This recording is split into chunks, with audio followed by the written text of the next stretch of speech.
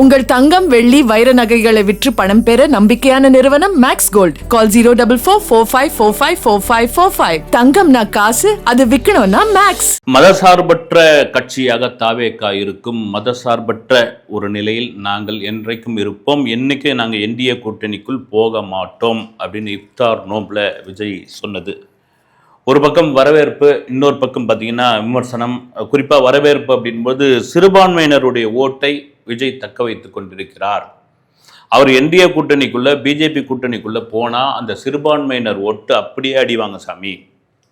இப்போ இந்த கூட்டணிக்குள்ள போறாரு அப்படின்ற ஒரு விஷயத்தை ஆரம்பத்தில் கிளப்பி விட்டதே திமுக தான் அப்படின்னு ஒரு தரப்பு. அப்புறமா ஆதவ அர்ஜுனா மேடையிலேயே சொன்னாப்புல 95 சீட்டு தரோம், 2.5 வருஷம் ஆட்சி பண்ணுங்க அப்படிலாம் சொன்னாங்கன்னு அதை வச்சு தான் நான் கூட பேசியிருந்தேன். இது ஒரு தகவலாக கசிஞ்சிட்டு இருந்தது. விஜய் அதை உடைச்சிட்டாரு. இல்லைங்க, எங்களுக்கு கிறிஸ்துவர் பெருமக்களுடைய, இஸ்லாமிய பெருமக்களுடைய ஓட்டு முக்கியம் அப்படின்ற மாதிரியான ஒரு விஷயம் அதுதான். அப்படின்போது பழம்பெரும் அரசியல்வாதியும் எழுத்தாளருமான பழக்கருப்பையா என்ன சொல்கிறாருன்னா, ரைட்டு, நீங்கள் மதசார்பற்ற கட்சி கூட்டணி இதெல்லாம் ரைட்டு, ஓகேங்க. கிறிஸ்துவம் சம்மந்தமாகவும் ஆதரவு கொடுக்குறீங்க, இஸ்லாம் சம்மந்தமாக ஆதரவு கொடுக்குறீங்க, திருப்பரங்குன்றத்துக்கு நீங்கள் ஏன் வாயை திறக்கல விஜய் அப்படின்ற ஒரு கேள்வியை மிக முக்கியமாக வைக்கிறாரு. ஏதாவது ஒரு 4 வரியாவது நீங்கள் போட்டிருக்கணும். திருப்பரங்குன்றத்தில் என்ன இருக்குது, அங்கே போய் முருகனுக்கு கற்பூரம் ஏற்றிட்டு அப்படியே இறங்கி வரும்போது அந்த தர்காவுக்கு ஊதுவத்தி எடுத்துகிட்டு வருவாங்க அப்படின்னு பழக்கற்பையா இதுதான் காலகாலமாக இருக்குது. எல்லாரும் அவங்கவுங்க நிலைப்பாட்டை சொன்ன பொழுது நீங்கள் ஏன் வாயை திறக்கலை? ஆனால் விஜய் மேலே இந்த ஒரு குற்றச்சாட்டு கூட உண்டு. கிறிஸ்மஸுக்கு வாழ்த்து சொல்கிறாரு, அப்புறம் ரமலானுக்கு இஃப்தார் நோன்பு இருக்கிறாரு வாழ்த்து சொல்கிறாரு, யுகாதிக்கு வாழ்த்து சொல்லியிருக்காரு. ஆனால் இந்து பண்டிகைகளுக்கு எதுவும் பெருசாக வாழ்த்து சொல்கிறது கிடையாதப்பா அப்படின்ற மாதிரியான விமர்சனம் ஒரு பக்கம் இருக்கும்போது, சரி இதெல்லாம் இருக்கட்டுங்க, விமர்சனங்கள் வரதான் செய்யும். என் தமிழக அரசியல் களத்தில் அதிகப்படியான விமர்சனங்கள், அதிகப்படியான ட்ரோல் செய்யப்படுவது விஜய் தான். ரைட்டு, யார் மேலே அதிகமாக ஃபோக்கஸ் இருக்குது, யாரை அதிகமாக கவனிக்கிறாங்களோ அவங்க மேலே தான் தூற்றுவாங்க, போட்டுருவாங்க, வாரி இறைப்பாங்க, எல்லாம் பண்ணுவாங்க. சரிங்க, 60 வேட்பாளர் நேர்காணல் பண்ணிட்டீங்க, இந்த 30ஆம் தேதியிலேருந்து வேட்புமனு தாக்கல் தொடங்கிடும். மற்றவங்களாம் என்ன, விஜய் நேரடியாக அதே போல் நேரடியான நேர்காணல் நடத்துவாரா, வீடியோ கால் மூலம் நடத்துவாரா, அல்லது 2ஆம் கட்ட தலைவர்கள் நீங்கள் பார்த்துங்கன்னு சொல்லிவிடுவாரா அப்படின்ற பேச்சு இருக்கும்போது, இல்லைங்க நான் நேரடியாகவே நடத்துகிறேன், இந்த முறை 60 பேர் இல்லை அப்படியே வரட்டும், ஒவ்வொருத்தராக வரட்டும், நான் நேரடியாக நடத்தி அதை முடிச்சிடுறேன் அப்படின்னு. அப்போ 234 தொகுதி தாவேகா தனித்து உறுதி செய்யப்பட்டது. இது ஒரு பக்கம் இருக்கும்பொழுது புஷி ஆனந்த் நேற்று என்ன பண்ணியிருக்காருன்னா, புதுச்சேரி தாவேகா வேட்பாளர்களுடைய அந்த பட்டியல் இருக்கு இல்லைங்களா, அதை எடுத்துக்கிட்டு தமிழ்நாட்டின் புகழ்பெற்ற கோவிலான மேல்மலையனூர் அங்காள பரமேஸ்வரி கோயிலுக்கு போயிட்டு அங்கே வச்சு வணங்கிட்டு வந்திருக்கார். வணங்கி அங்கே அந்த புத்து மண்ணெல்லாம் கொடுப்பாங்க, அதையெல்லாம் எடுத்துகிட்டு பயபக்தியாக, ஏன்னா புதுச்சேரி அவர் கவனத்துக்குரிய ஒரு இடம், மாநிலம். அதில் கூட பார்த்திங்கன்னா ரங்கசாமி விஜய் கூட கூட்டணி வைக்கிறதுக்கான வேலைகள்லாம் அங்கே இருக்கார், இங்கே தான் வரப்போறாருன்ற மாதிரி. ஏன்னா புதுச்சேரின்னு ஒரு டாக் ஓடிக்கிட்டு இருக்கு. ரங்கசாமி என்டிஏ கூட்டணிக்கு போகிறதுல பெரிய விருப்பம் இல்லை, போல பேச்சுவார்த்தையெல்லாம் நடத்திட்டாங்க. அவர் விஜய் கூட தான் சேரப்போகிறாரு. புஷி ஆனந்தும் அவரும் பழைய நண்பர்கள் அப்படி மாதிரி விஷயம் இருக்கும்போது, இது ஒரு பக்கம் இருக்கும்போது, சரி வேட்புமனு 30ஆம் தேதி தாக்கல், 23ஆம் தேதி ஏப்ரல் 23ஆம் தேதி தேர்தல் லாக் பண்ணியாச்சு. 30 நாள் தான் இருக்குது. இந்த 30 நாளுக்குள்ள விஜயோடைய சுற்றுப்பயணம், விஜயோடைய மாநாடு, தெருமுனை கூட்டம், எழுச்சி கூட்டம், மக்களை சந்திப்பு எப்படி பண்ண போறாரு அந்த பிளான். அதிலும் மிக முக்கியமாக இன்னும் தென் மாவட்டத்தை போலப்பா, குறிப்பாக தென் மாவட்டத்தில் அடுத்தடுத்து நடந்த சம்பவங்கள், சமீபத்தில் நடந்த சம்பவங்கள், இதற்கெல்லாம் எக்ஸ் வலைதளத்திலும் அறிக்கையமாக அவர் பதில் சொல்லிக்கிட்டு இருக்காரு. அந்த மக்களை போய் பார்க்கணும், அங்கே ஒரு மாநாடு நடத்தணும், அங்க ஒரு பொதுக்கூட்டம் பேசணும், அவங்களுக்கு ஒரு உற்சாகத்தை கொடுக்கணும் அப்படின்போது அதற்கான ஒரு திட்டம் அங்கே இருக்கு, அங்கே போகிறார். இதெல்லாம் தாண்டி இப்போ திப்பு தாவேக்காவில் இருந்து அப்படி தாவேக்காவில் இருந்தவங்க எல்லாம் திமுக பக்கம் போக ஆரம்பிச்சாங்க. அது இவங்க அந்த ரஞ்சனி நாச்சியார் முதல்ல பிஜேபியில் இருந்தாங்க, அதுக்கப்புறம் தாவேகாவுக்கு வந்தாங்க. அப்புறமா அந்த தாவேகாவுக்கு வந்த பிறகு இந்த உலக மகளிர் தினம் நிகழ்ச்சிக்கு பிறகு கடுமையாக விஜய் மீது விமர்சனம் வச்சாங்க. குறிப்பாக வந்து சங்கீதாவுக்கு ஒரு நீதி கிடைக்கணும் அப்படின்ற மாதிரியான விஷயங்கள்லாம் பேசுனாங்க. அப்புறமா நான் தாவேகாவிலேருந்து வெளியே வந்துட்டு நான் திமுகவில் ஜாயின் பண்ணிட்டாங்க. அது அவங்க சொல்கிற கருத்து என்னென்ன அப்படின்னா, ஏங்க நீங்கள் தாவேகாவை விட்டு வந்தீங்க அப்படின்பொழுது, எது எடுத்தாலும் இரண்டாம் கட்ட தலைவர்கள் தான் பார்க்க வேண்டியதாக இருக்குது. எந்த இது சொன்னாலும் இரண்டாம் கட்ட தலைவர்கிட்ட தான் சொல்ல வேண்டியதாக இருக்குது. இது தலைவருக்கு போய் சேருதா இல்லையான்னு தெரியல. நாங்கள் தலைவரை பார்க்கவே முடியல. விஜயன் அவர் எங்கே இருக்காரு, எப்படி இருக்காரு, ஏதா இருக்காரு, இந்த சம்பவங்கள்லாம் அவருக்கு தெரியுமா தெரியாதா, அவர் ரீச் பண்ணுறது ரொம்ப கஷ்டமாக இருக்குதுங்க. இதை தான் வைஷ்ணவி அவங்களும் சொன்னாங்க.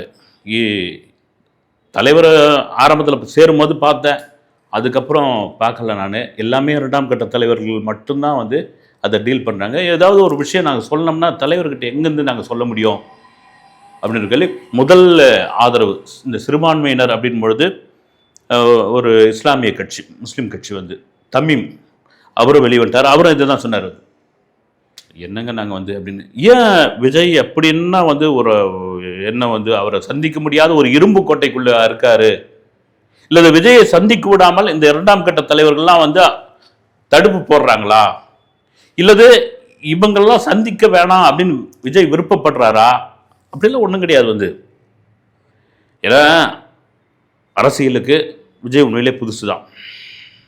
ஒரு நடிகராக இருந்திருக்கார், ரைட்டு, இதெல்லாம் ரைட்டு. ஒரு 2 வருடம் 3வது வருஷத்தில் இவ்வளோ பெரிய எழுச்சி தாவேக்காவிற்கு விஜயை அதை எதிர்பார்த்துருக்க மாட்டார், கண்டிப்பாக எதிர்பார்க்க மாட்டார். அதனால் என்னன்னா எல்லாத்தையும் வந்து தலைவரே டீல் பண்ண முடியாது, எல்லாத்துக்கும் தலைவர் தான் பார்க்கணும்னு போது அதுக்கு ஒரு எக்ஸ்பீரியன்ஸ் வரும், அதுக்கான காலம் வரும். இன்னும் களத்தில் இறங்கி பண்ணணும். இங்கே பொதுவாகவே சொல்லுவாங்க தெரியுங்களா, கட்சிக்காரங்க அப்படியே ஊறிடுவாங்க அதில். அதாவது வந்து நான் வந்து 60 வருஷமாக கட்சியில் இருக்கிறேன், 70 வருஷமாக இருக்கிறேன் அப்படின்னு. அவங்க என்ன பண்ணுவாங்க, அந்த சின்ன வயசுலேயே அந்த கட்சி பணிக்கு வந்துடுவாங்க. இந்த மாதிரி வெயிலில், இந்த மே மாதம் வெயிலில் மாதிரி சுற்றுவாங்க, கிடைக்கிற இடத்துல சாப்பிடுவாங்க, கிடைக்கிற இடத்துல தூங்குவாங்க, கிடைக்கிற இடத்துல குளிப்பாங்க. இது என்ன ஆகிடும், அந்த உடம்பு வந்து செட் ஆகிடும். அவங்களுக்கு வந்து ஃபுட் பாய்சன் ஆகாது, சளி பிடிக்காது, ஜுரம் வராது. அந்த மாதிரி பார்த்தீங்கன்னா நீங்கள் சீனியர், அதாவது நான் வந்து மேல் மட்டத்தில் பல கட்சிகள், ரெண்டு திராவிட கட்சிகளில் கூட சரி வச்சிங்களேன் நீங்கள், நான் வந்து அமைச்சர்களோ இதுவான ஆட்களோ கிடையாது, ஒரு நிர்வாகிகளாக இருப்பவங்க இல்லை தொண்டர் கூட வச்சுங்க, நீங்கள் வந்து ஃபோர்ஸாக இருப்பாங்க. பார்த்தீங்கன்னா ஒரு 70 வயசுக்காரராக இருப்பார், கட்டன்னு ஒரு ஊரில் ஓடுவார், அடுத்த ஊருக்கு இது பண்ணுவார். என்ன காரணம்னா அவங்க அந்த கட்சிக்குள்ளே ஒரு 15-16 வயசில் வந்திருப்பாங்க. வெயில், மழை, புயல், கிடைக்கிற சாப்பாடு, கிடைக்கிற இடத்துல தூங்குறது, இது வந்து உடம்பு ஏற்றுக்கும். ஆனால் இப்போ அது மாதிரியான சூழ்நிலை இப்போ வர ஜென்ரேஷனுக்கு ரொம்ப கம்மி. விஜய்லாம் வந்து நான் திரும்ப சொல்கிறது தான், ஒரு நடிகர் தான், உண்மையிலே ரொம்ப சொகுசாக, அதாவது ஷூட்டிங் ஸ்பாட்டில் கண்டிப்பாக அவர் டூப் போட்டு பண்ண தேவையில்லை, அவர் தான் பண்ணியிருப்பார், அவர் தான் பண்ணுவார். அதே வேளையில் ஒரு நடிகரை எப்படி பாதுகாப்பாங்க அப்படின்னு ஒரு விஷயம் இருக்கு இல்லையா. அதனால் இப்போ அவர் வெளியே வர வர வர வர வர வரத்தான் அது பழக்கமாகணும். அது ஒரு காரணமாக இருக்கலாம். ஏன்னா இவங்க சொல்கிறவங்க பூரா வந்து நாங்கள் விஜயை பார்க்கல, அவரை பார்க்கல, தலைவரை பார்க்க முடியல, இவங்க இது பண்ணுறாங்கன்னு போது எல்லாத்துக்கும் பார்க்க முடியாது.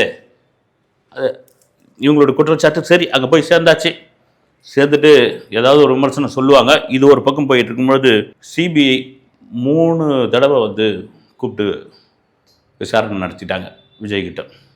அவரே கூட ஒரு கோரிக்கை வச்சுட்டு வந்தாரா, எலெக்ஷன் இருக்கிறதுனால அடுத்து 4ஆம் கட்டம் 5ஆம் கட்ட விசாரணையாக இருந்ததுன்னா சென்னையிலேயே நான் விசாரிச்சுக்கோங்க, டெல்லி வந்து போக முடியாது அப்படின்னு.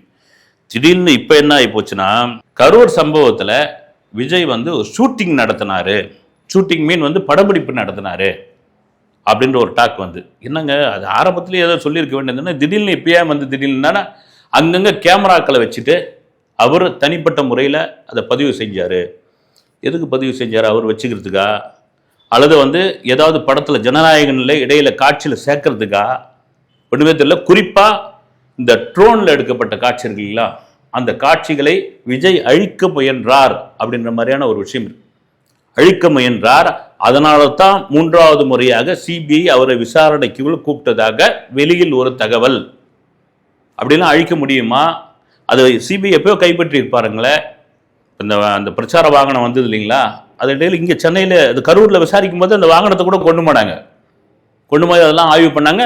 அதில் 4 கேமராவில் இருக்கிற ஃபுட்டேஜ் கூட எடுத்துருக்கலாம் மேபி வந்து. ஆனால் அந்த ட்ரோனில் எடுத்த காட்சியெல்லாம் வந்து அழிக்க முயன்றார். அதை வந்து ரெக்கவர் பண்ணி எடுத்துட்டாங்க. அது சம்பந்தமான விசாரணை தான் போயிட்டு இருந்தது.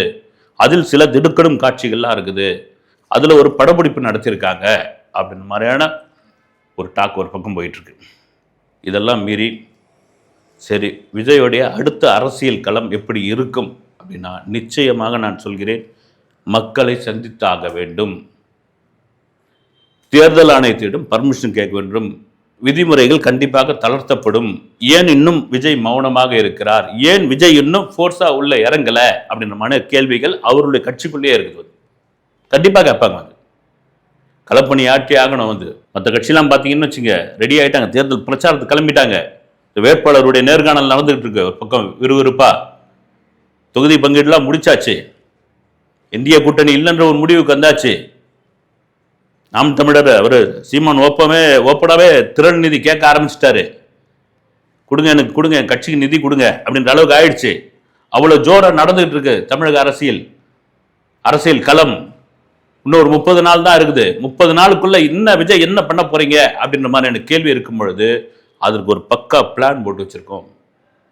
அந்த பிளான் கண்டிப்பாக ஒர்க் அவுட் ஆகும். விஜய் 234 தொகுதிக்கும் சென்று வந்த அளவிற்கான ஒரு விஷயம் தாவேகா தரப்பில் ரெடி பண்ணி வச்சிருக்காங்க. அது எந்த மாதிரியான விஷயம், அடுத்து விஜயோடைய செயல்பாடு என்ன, இனி அரசியல் களத்தில் அடுத்த வீடியோவில் சந்திப்போம். நன்றி.